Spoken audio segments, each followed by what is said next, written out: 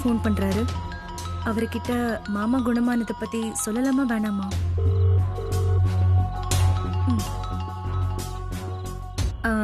தாத்தா. வித்யா, தாத்தா, என்ன தான் 4 நாளா போனே பண்ணல? அங்க ஏதாவது பிரச்சனையா? அதெல்லாம் ஒண்ணும் இல்ல. போன் வராம இருக்கவும் நான் பயந்துட்டதா. தாத்தா, நீ உடனே சென்னைக்கு கிளம்பி வரமாட்டேன்னு சத்தியம் பண்ணா நான் உனக்கு ஒரு முக்கியமான விஷயம் சொல்றேன். என்ன விஷயத்தா? வரமாட்டேன்னு சத்தியம் பண்ணு. என் பேரன் ஏதாவது பிரச்சனை பண்ணானா? உன்னைய கை நீட்டி ஏதாவது அடிச்சானா? அதெல்லாம் ஒண்ணும் இல்ல தாத்தா. அப்புறம் ஏன் விஷயத்தை சொல்றதுக்கு முன்னாடியே முட்டுக்கட்ட போடுற? சந்தோஷமான விஷயம் தாத்தா, நீ முதல்ல சத்தியம் பண்ணு. சத்தியமாத்தா, நான் சென்னைக்கு வரல. என்னன்னு சொல்லு. நாம கும்பிட்ட சாமி நம்மள கைவிடல தாத்தா. மாமா குணமாயிட்டாரு.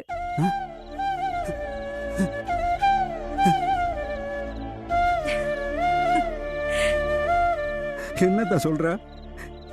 கேமய கண்ணு முழிச்சிட்டானா? அவன் பேசுறானா? நடக்கிறானா? ஆமா தாத்தா. காளியாத்தா, தாத்தா அழாத தாத்தா. நான் அழுகலம்மா, சந்தோஷப்படுறேன். உன்னாலதான் அவன் குணமாயிருக்கான். ஆமா, அவனுக்கு உன்னை அடையாளம் தெரிஞ்சா? உங்ககிட்ட அவன் பேசுனானா? வித்யா, யாரு தேடுறீங்க? வித்யா எங்க? இப்போ சந்திரமோகனோட உயிர் உங்க எதிரி கையில தான் இருக்கு. வித்யா என் நண்பனோட மக, என் மருமக. இது போதும்தா, இது போதும். அவனே உன்னை வித்யான்னு சொல்லிட்டான்ல, இனிமே ஒரு பிரச்சனை இல்ல. உனக்கு கல்யாணம் ஆன விஷயம் அவனுக்கு தெரிஞ்சா அவனே உன்னை சஞ்சய் கூட வாழ வச்சிருவான். நான் நினைச்சதெல்லாம் நடக்க போகுதுதான். நான் இப்பவே கிளம்பி சென்னைக்கு வரேன். என் மகனை நான் பார்க்கணும். இப்போதானே சத்தியம் பண்ண. என்னால இங்க இருக்க முடியாதுதா, அவனை பார்க்கணும். மாமா இன்னும் உன் மேல கோவமா தான் இருக்காங்க. மாமா கோவப்படக்கூடாதுன்னு டாக்டர் சொல்லிருக்காங்க தாத்தா. கொஞ்ச நாள் பொறுத்துக்கோங்க. நான் அங்க வந்து தூரமா நின்னு பார்த்துட்டு போயிடுறேனே. இப்போ நீ மாமாவை பார்க்கணும், அவ்வளவுதானே? ஆமாத்தா, பார்க்கணும். ஒரு நிமிஷம் இரு.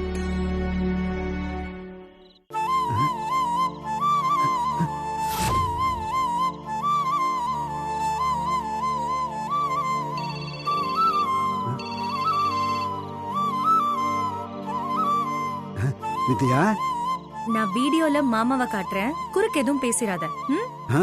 சரியாத்தா, சரி. அப்படியே இரு.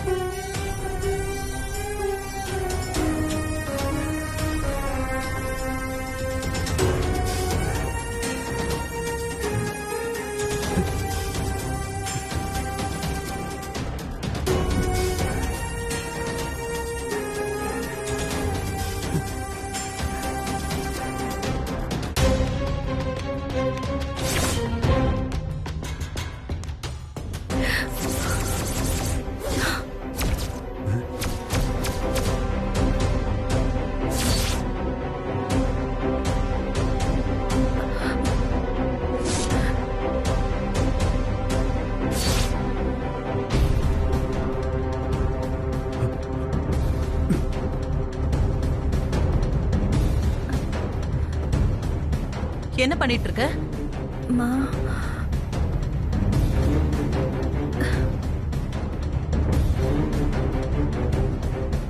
அவரை எதுக்காக நீ வீடியோ எடுக்கிற?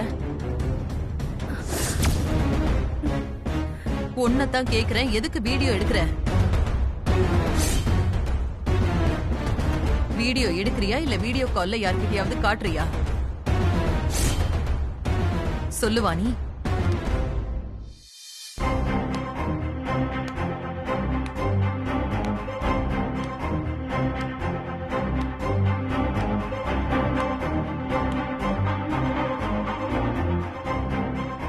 சொல்லு.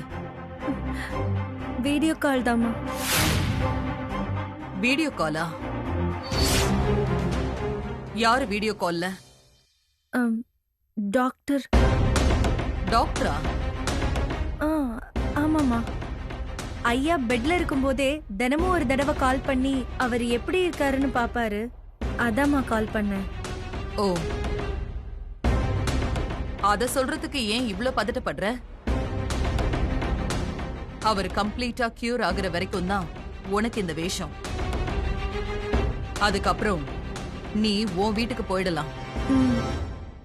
சரிங்கம்மா.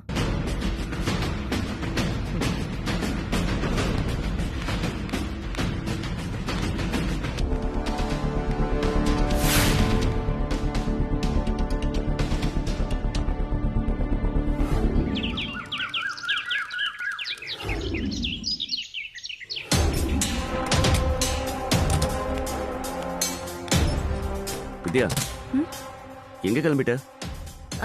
தெரியல. ஒரு முக்கியமான இடத்துக்கு போகணும்னு மாமா தான் கிளம்பி வர சொன்னாரு. எங்க? எங்கன்னு சொல்லல.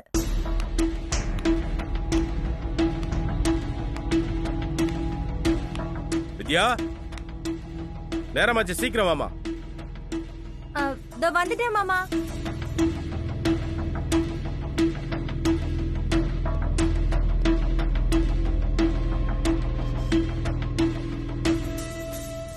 எங்க போறோம் மாமா?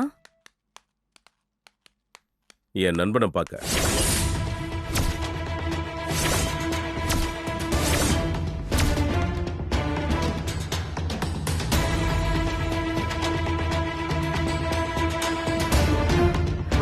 புரியல மாமா. மாணிக்கத்தை பார்க்கறதுக்கு தான்.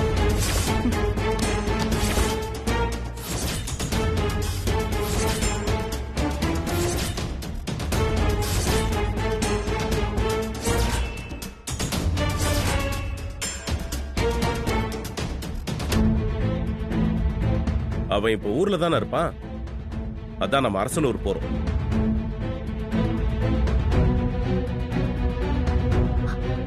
அப்பா, அவர் தான் உங்களை அடிச்சு கோமால படுக்க வச்சது. அவரை பார்க்க போறேன்னு சொல்றீங்க. நமக்கு நிறைய நல்லது பண்ணவங்களால ஒரு கெட்டது நடந்தா அவங்க செஞ்ச நல்லதை மட்டும் மனசுல வச்சுக்கிட்டு கெட்டதை மறந்துடணுமா? நீங்க அவரை பார்க்க போறதுல எனக்கு விருப்பமே இல்ல.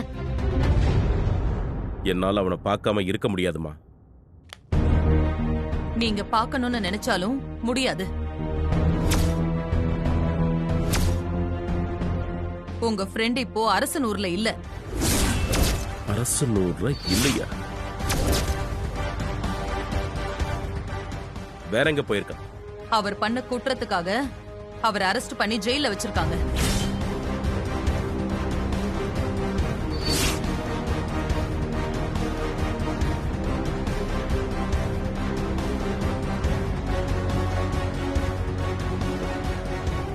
அவனை எப்ப உள்ள அனுப்பலாம் நீ சந்தர்ப்பம் பார்த்துட்டு இருந்திருப்ப. இது நல்ல சான்ஸ் உள்ள தள்ளிட்டியா? என்ன பேசுறீங்க நீங்க? உங்களை உயிர் போற அளவுக்கு ஒருத்தன் அடிச்சிருக்கான். என்ன வேடிக்கை பார்த்துக்கிட்டே இருக்க சொல்றீங்களா? என்ன அவன் அடிச்சது உனக்கு தெரியுமா? எங்க 2 பேருக்கு கை கலப்பு நடந்தது உண்மைதான்.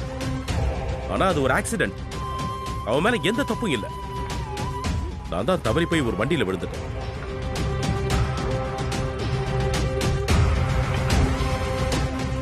வித்யா, நீ வாமா, நம்ம ஜெயில போய் பார்க்கலாம்.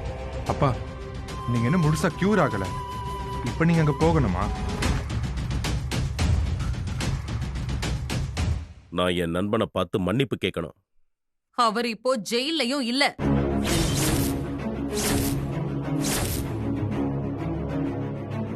வேற எங்க போயிருக்கான்? 2 நாளைக்கு முன்னாடி தான் எனக்கு நியூஸ் வந்துச்சு. அவர் ஜெயில இருந்து தப்பிச்சிட்டாராம்.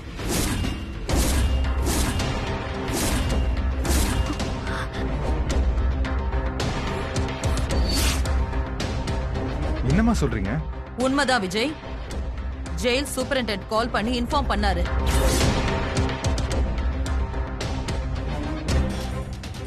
அவசரக்கார செய்யாத தப்புக்கு எதுக்கு தண்டனை அனுபவிக்கணும்னு நினைச்சிருப்பான். அதான் தப்பிச்சு போயிட்டான்.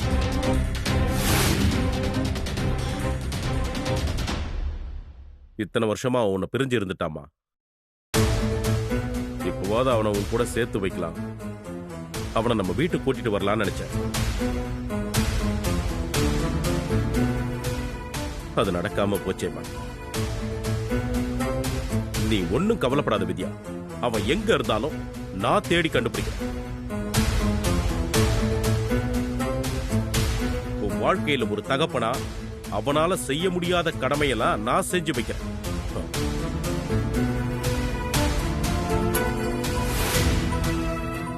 அதுக்கு முதல் படியா என் சொத்துல பாதிய உன் பேருக்கு எழுதி வைக்க போறேன்.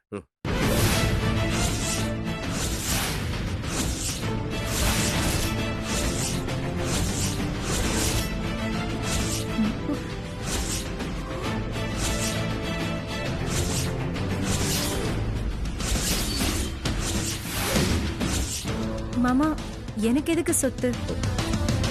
வித்யா, அந்த பணம் இல்லாம தானமா உன் அம்மாவோட உசுறு போச்சு. மாமா,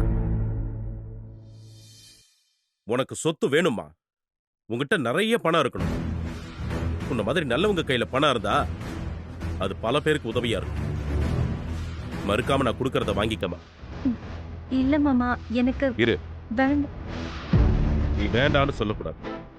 இது உனக்கு சேர வேண்டிய சொத்து தான்.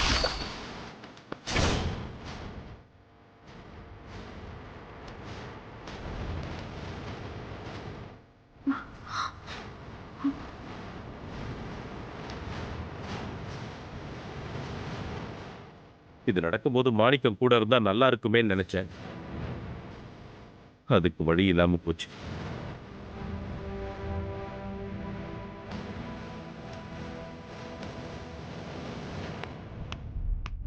நில்லுங்க. வேதா, கொஞ்சம் பொறுமையா இருமா. விடுக்கா, நானும் பொறுமையா இருக்கலான்னு தான் ட்ரை பண்றேன். ஆனா அவர் அதை புரிஞ்சுக்கவே மாட்டேங்கிறாரு. அவர் இஷ்டத்துக்கு பண்ணிக்கிட்டு இருக்காரு. யார் சொத்தை யாருக்கு கொடுக்கறது? இது யார் சொத்து? ஏன் சொத்து?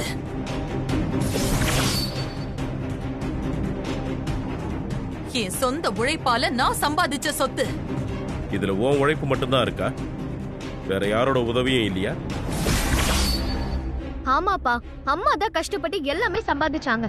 அத நீங்க யாரோ ரோட்ல போறவங்களுக்கு தூக்கி கொடுக்கறேன்னு சொல்றீங்க? மனசா,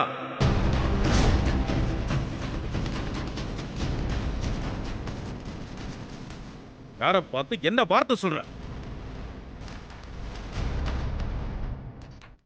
மாமா, கொஞ்சம் பொறுமையா இருங்க. இல்லம்மா, நானும் திரும்ப திரும்ப நீ யாருன்னு இவங்களுக்கு புரிய வச்சுக்கிட்டே இருக்க. யாருமே புரிஞ்சுக்க மாட்டாங்க. மாமா, மனசா பேசுறதுல தப்பு ஒண்ணும் இல்லையே. திடீர்னு அவ பேர்ல சொத்து எழுதுறேன்னு சொன்னா உங்க பொண்ணு அவளுக்கும் கோவம் வராதா? நீங்க வித்யாவுக்கு ஹெல்ப் பண்ணுங்க, பணம் ஏதாவது கொடுங்க, அதெல்லாம் யாரும் தடுக்க மாட்டாங்க. அதை விட்டுட்டு சொத்து எழுதி கொடுக்கறதுலாம் ரொம்ப டூ மச்பா. அப்பா, இப்படி நீங்க அம்மாவுக்கு பிடிக்காத ஒவ்வொரு விஷயமா தேடி தேடி பண்ணிட்டு இருந்தா குடும்பத்துல நிம்மதியே இல்லாம போயிடும்பா. ப்ளீஸ் தயவு செஞ்சு புரிஞ்சுக்கோங்கப்பா. இந்த ஐடியாவை இதோட விட்டுருங்க. வேற ஒரு பொண்ணுக்காக நம்ம குடும்பத்தை நிம்மதி கெட்டு போகணுமா?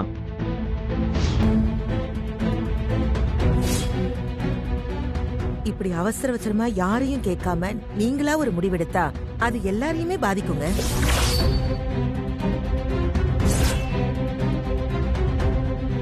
பணங்காசை விட பெருசு நிம்மதி. அது இந்த வீட்ல இல்லாம போயிடக்கூடாது. ஓ,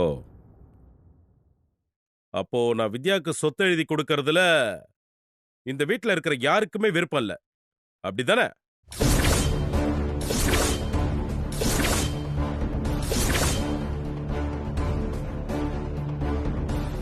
என்ன சொன்ன சஞ்சய்? நான் வித்யாவுக்கு சொத்து கொடுத்தா நம்ம குடும்பத்திலே நிம்மதி இல்லாம போயிடுமா?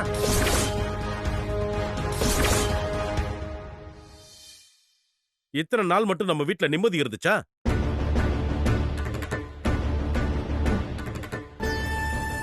நானும் உங்க அம்மாவும் சந்தோஷமா வாழ்ந்துட்டுமா?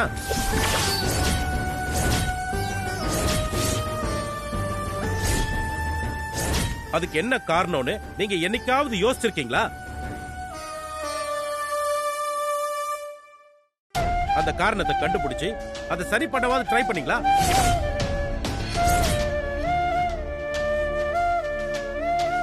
வித்யா குடும்பத்துக்கு நாம பண்ண பாவம், அந்த பாவம் தான் நம்ம குடும்பத்திலேயே நிம்மதியே இல்லாம போனதுக்கு காரணம். அது பாவம்னு நீங்க நினைக்கிறீங்க, ஆனா அது ஒரு ஆக்சிடென்ட்னு நான் சொல்றேன். நீ கடைசி வரைக்கும் புரிஞ்சுக்கவே மாட்டியா வேதா? ஏன்னா செஞ்ச தப்ப ஒத்துக்கிற பழக்கம் உன் குணத்திலேயே இல்ல. அதான் பிரச்சனையே.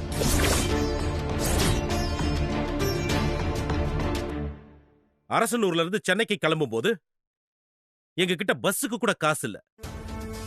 மாணிக்கமும் பார்வதியும் தான் ரத்தத்தை வேர்வையா சிந்தி அவங்க வாழ்க்கைக்காக சேர்த்து வச்சிருந்த பணத்தையும் நகையும் கொடுத்து எங்களை வழி அனுப்பி வச்சாங்க. அவங்க எங்களுக்கு உதவி பண்ண ஒரே காரணத்துக்காக என் அப்பா, அதான் ஜமீன் சூரிய பிரகாசம், அவங்க குத்தகைக்கு விவசாயம் பண்ணிட்டு இருந்த நிலத்தை எல்லாத்தையும் பிடுங்கிட்டு குடியிருந்த வீட்டை விட்டே துரத்தி அவங்கள நடு தெருவுக்கே கொண்டு வந்துட்டாங்க. அவங்க அங்க சோத்துக்கே வழி இல்லாம கஷ்டப்படும் போதுதான் அவங்க கொடுத்த பணத்தையும் நகையும் வச்சுதான் உங்க அம்மா அவன் நினைச்சதை சாதிக்க ஆரம்பிச்சா.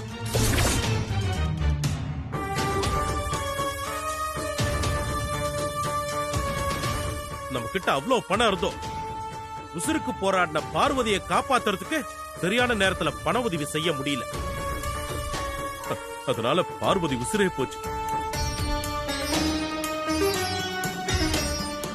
அதனாலதான் இப்ப வரைக்கும் மாணிக்கம் என் மேல கோவமா இருக்கான்.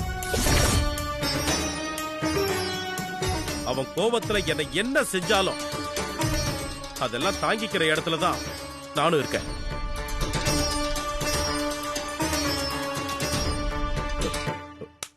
வித்யா யாரோ ரோட்ல போற ஒருத்தி இல்ல, நம்மள வாழ வச்ச தெய்வத்தோட வாரிசு இவ. உனக்கு அப்பா இருக்க, அம்மா இருக்காங்க, உனக்கு தேவையான எல்லா வசதியும் இங்க இருக்கு. ஆனா வித்யா அப்படி இல்ல. சின்ன வயசுல இருந்து ஒருவேளை சாப்பாட்டு கூட கஷ்டப்பட்டிருக்கா. நமக்கு அவங்க உதவி பண்ணாம இருந்திருந்தா அவங்களுக்கு இவ்வளவு கஷ்டம் வந்திருக்காது. வித்யா அவ அம்மாவை எடுத்து அப்பாவும் கூட இல்லாம ஒரு அனாதையா நிக்கிறானா, அதுக்கு காரணமே நாம எல்லாரும் தான்.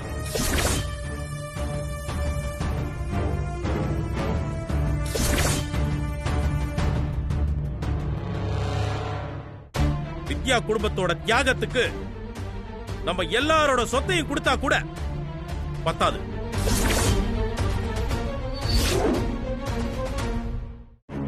நீங்க யாரு தடுத்தாலும் நான் வித்யாவுக்கு சொத்தை எழுதி கொடுக்க தான் போறேன்.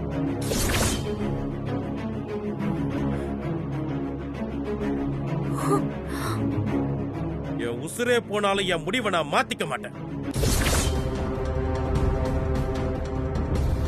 மாமா,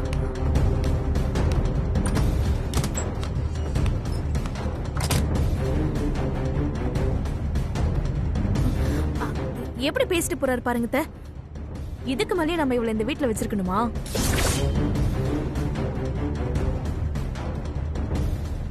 இவ இங்க இருக்கிற வரைக்கும் நம்ம வீட்டுல தினம் பிரச்சனை தான்.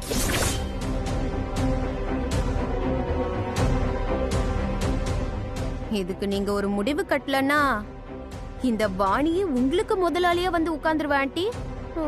பாத்துக்கோங்க.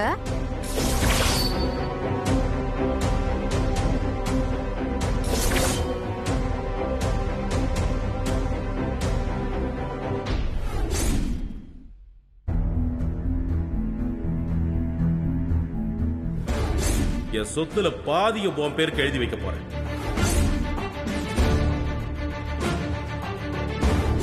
நீங்க யாரு தடுத்தாலும் நான் வித்யாவுக்கு சொத்தை எழுதி கொடுக்க தான் போறேன்.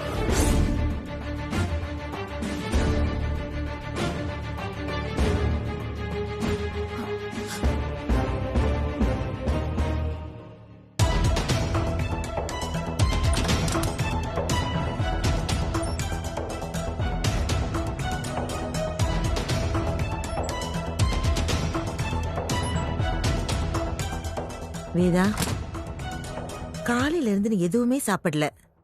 இப்படியே இருந்தா உன் உடம்பு என்னத்துக்கு ஆகும்? இந்தா, இந்த காஃபியாவது குடி. வேண்டாங்க்கா, எடுத்துட்டு போயிடு.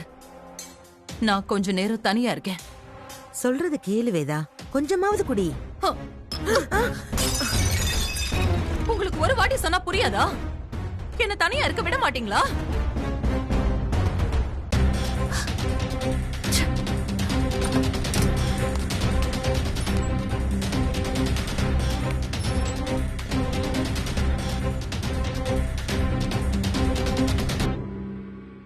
என்னாச்சு பெரியமா? ஒண்ணும் இல்ல சஞ்சய், கை தவறி கிளாஸ் கீழே விழுந்துடுச்சு.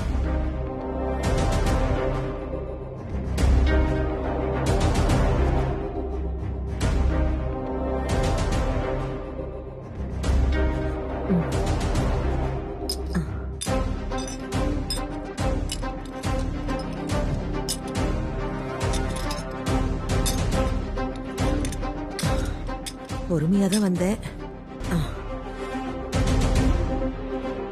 அவ கொஞ்ச நேரம் தனியா இருக்கட்டும், அப்புறமா பேசிக்கலாம். வாங்க.